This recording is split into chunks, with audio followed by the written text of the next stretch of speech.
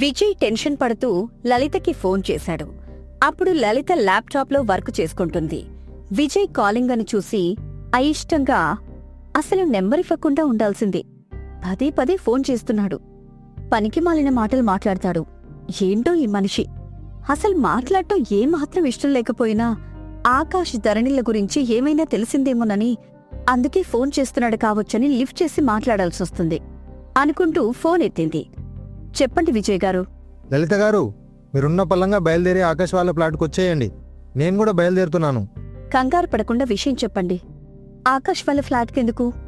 ఏం జరిగింది? ఆకాష్ ధరణిలు గొడవ పడ్డారా?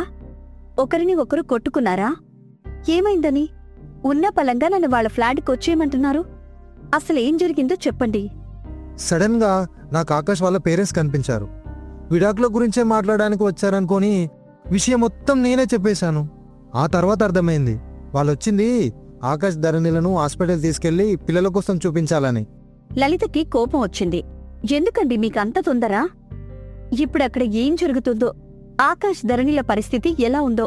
అందుకే కదండి వెంటనే బయలుదేరమని చెప్పింది. తప్పుతుందా? బయలుదేరుతున్నాను అని లలిత ఫోన్ పెట్టేసింది. భార్యాభర్తలన్నాక గొడవలు సహజం. అవి క్షణం వరకు లేదా నిమిషం వరకు ఉండాలి తప్ప ఇలా విడాకులు తీసుకునే వరకు రాకూడదు. అసలు తెచ్చుకోకూడదు. ధరణి నన్ను అర్థం చేసుకోవట్లేదు నాన్నా. మావయ్య, మీరు నాకు తండ్రి లాంటివారు. మీకు మా ఇద్దరి మధ్య ఏం జరుగుతుందో వివరంగా చెప్తాను. వివరంగా చెప్తావా? ఏం చెప్తావ్? తప్పు మొత్తం నా కొడుకుదే అంటావ్, అంతే కదా? జానకి, నేను కోడలతో మాట్లాడుతున్నాను కదా. అయినా ఒక ఆడపిల్ల విడాకులు ఇవ్వడానికి ఒప్పుకుంది అంటే ఆ ఆడకూతురు ఎంతలా ఇబ్బంది పడి ఉంటుందో మనం కూడా అర్థం చేసుకోవాలి. కోడల స్థానంలో మన కూతురుంటే ఏం చేసేదానివి జానకి? చెప్పు, ఏం చేసేదానివి? జానకి మాట్లాడలేదు. ధరణి చెప్పడం మొదలుపెట్టింది. మావయ్య, ప్రేమించి పెళ్లి చేసుకుని ఇక్కడికొచ్చాం. ఒక ఏడాది బావున్నాం. చాలా అంటే చాలా సంతోషంగా ఉన్నాం మావయ్య. ఎప్పుడైతే ఆయనకి ప్రమోషన్ వచ్చిందో అప్పట్నుంచి తనలో చాలా మార్పొచ్చింది. ప్రమోషన్ అనగానే శాలరీ హైక్ అవ్వడం ఒక్కటే ఉండదు కదా నాన్న, వర్క్ కూడా డబుల్ అవుతుంది. అది నీ పల్లెటూరు బుర్రకి అర్థం కాదులే. అర్థం కానప్పుడు అర్థమయ్యేలా 1కి 2 సార్లు చెప్పాలి. నీలో నేను అర్ధభాగమని మాటలు చెప్పడం కాదు. ఆకాష్, నువ్వు మధ్యలో మాట్లాడుకో. కోడలతోనే మాట్లాడుతున్నాను కదా, తన బాధను చెప్పుకుంటుంది. తన చెప్పనే. మీరు కొడుకును అనడం ఏం బాగాలేదండి. నువ్వు మాట్లాడకు జానకి. సమస్య ఎక్కడుందో తెలుసుకోవాలి కదా. కోడలి రూపంలో మీ ముందే ఉంది. అది మీకు అర్థం కావడం లేదు. వాడికి అర్థమైంది. అందుకే ఈ సమస్యని వదిలించుకోవాలని చూస్తున్నాడు. ఏంటి వదినా మీరు? వచ్చినప్పటినుంచి చూస్తున్నాను. తప్పంతా నా బిడ్డదే అన్నట్టు మాట్లాడుతున్నారు. ఇదేం బాగాలేదు వదినా. పిల్లలతో అన్నయ్య మాట్లాడుతున్నారు. మీరు మాత్రం మా అమ్మాయిని మా కళ్ల ముందే కొట్టారు. అయినా కొంచెం కూడా బాధలేదు. సావిత్రి, నువ్వెందుకు మధ్యలో వెళ్తున్నావు? చెల్లమ్మకి బావగారు చెప్తున్నారు కదా. బావగారి కంటే ఎక్కువ తెలుసా నీకు? దయచేసి ఎవరో మాట్లాడకండి. ఇద్దరి సమస్య తెలుసుకుని దానికి తగిన పరిష్కారం ఏమిటన్నది ఆలోచించాలి. వాళ్ళు కొట్టుకున్నట్టు మనం కూడా కొట్టుకుంటే ఎలా చెప్పండి? అని చెప్పగానే ఎవరూ ఏం మాట్లాడలేదు. ధరణి చెప్పడం మొదలుపెట్టింది. స్కూటీ మీద బయలుదేరిన లలిత రోడ్డు మీద ఒకచోట వెయిట్ చేస్తున్న విజయ్ దగ్గరికి వచ్చింది. కోపంగా విజయ్ని చూసింది. సారీ అండి, మీకు చాలా ట్రబుల్ ఇస్తున్నాను. నీ బైక్ పాడైతే ఏదో ఒకటి బైక్ కానీ ఆటో కానీ బుక్ చేసుకుని రావచ్చు కదా విజయ్. నాకు ఫోన్ చేసి నన్ను ఇక్కడికి రమ్మని చెప్పడం ఏం బాగాలేదు అని లలిత అనగానే విజయ్ అదోలా ముఖం పెట్టి తనలో తను, ఈ అమ్మాయికి కొంచెం కూడా లవ్ ఫీలింగ్స్ లేనట్టున్నాయి. అయినా అనుకున్న ప్లాన్ సక్సెస్ అవుతుంది కదా. కొన్ని రోజులు చూద్దాం. ఏదో ఒక నాటికి నా లవ్ను అర్థం చేసుకుంటుంది అని అనుకుంటూ మురిసిపోతుండగా లలిత పిలిచింది. విజయ్. ఏంటి లలిత, వెనక కూర్చోవాలా? సారీ విజయ్, నేను లిఫ్ట్ ఇవ్వడానికి రాలేదు, ఇవ్వనని చెప్పడానికొచ్చాను. ఇక నీ ఇష్టం, నేను వెళ్తున్నాను అని లలిత స్కూటీ మీద వెళ్ళిపోయింది. విజయ్ ఆశ్చర్యంగా చూస్తుంటాడు. ధరణి చెప్పింది మొత్తం విన్న తర్వాత, ఏం జానకి, కోడలు చెప్పింది విన్నావు కదా.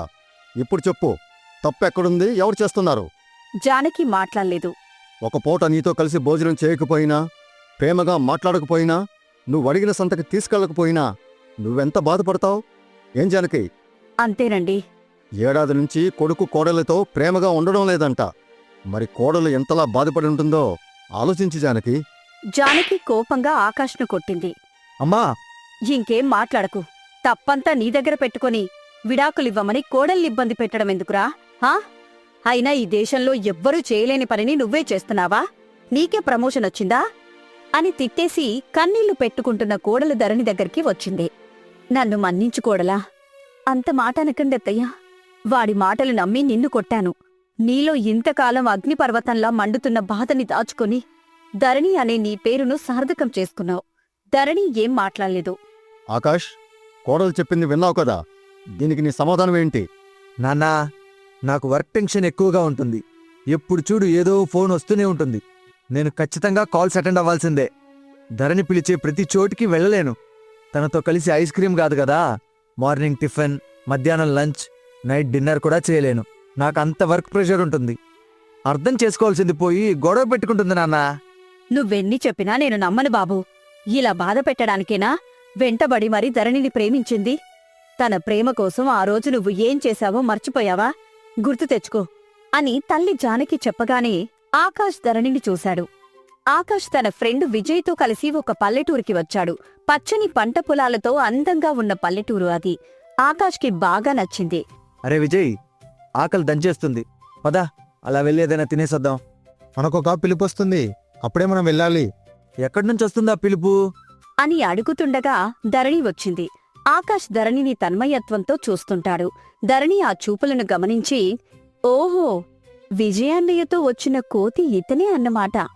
పర్వాలేదు, మగ కోతి అందంగానే ఉంది అని మనసులో అనుకుని పైకి మాత్రం విజయ్తో, ఒరే అన్నయ్య, చద్దన్నం ఎక్కడానికి అమ్మ పిలుస్తుందిరా, పద. విజయ్ ఆకాష్ని ధరణికి పరిచయం చేశాడు. ముగ్గురూ కలిసి చంద్రయ్య ఇంటికి వచ్చారు. ముగ్గురూ అరుగుమీద కూర్చున్నారు. సావిత్రి వాళ్ళకి చద్దన్నం పెట్టింది. ఆకాష్కి అది నచ్చింది. ముగ్గురూ కలిసి సరదాగా కబుర్లు చెప్పుకుంటూ చద్దన్నం తిన్నారు. అక్కడే ధరణి ఆకాష్లకు చూపులు కలిశాయి, మాటలు కలిశాయి. ధరణి మీద ఆకాష్కి ఇష్టం కలిగింది. అలా రోజులు గడుస్తున్నాయి. విజయ్ పొలం పనులు చేస్తుంటే ధరణి ఆకాష్లు మాత్రం పొలాల గట్టుమీద కూర్చుని ప్రేమగా మాట్లాడుకునేవాళ్లు.